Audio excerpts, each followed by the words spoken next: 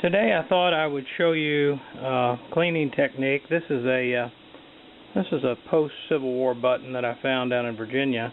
But you can see it's got a lot of green and it's got some gilt showing through.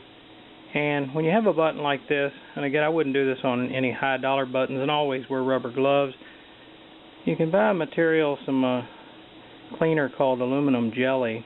And this particular bottle is made by Loctite. I think I bought this at Ace Hardware or True Value Hardware. It's about $10, something like that. But you can take a button that's got a little bit of gold showing through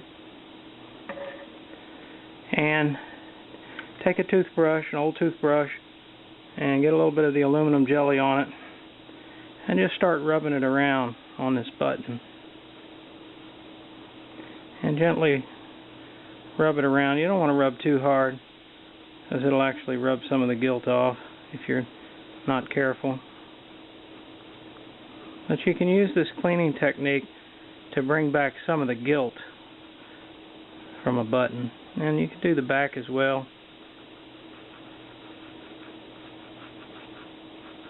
And I generally do this for no more than about 3 minutes at a time. And if you got a button that's really heavily corroded, you can come back and do it a second time. But again, now I'm going to clean this. I would generally immediately wash this with soap and water.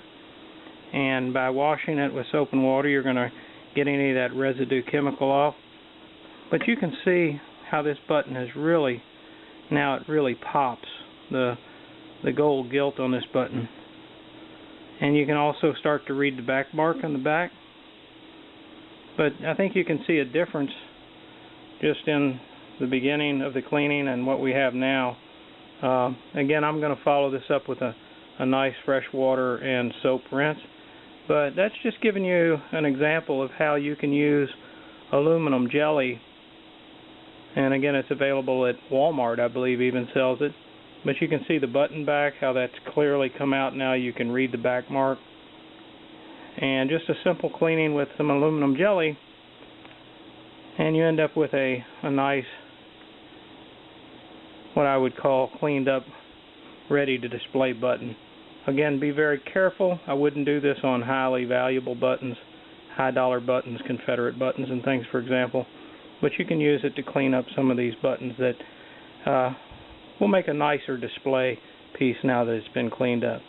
And also when you have difficulty reading the back marks. Aluminum jelly.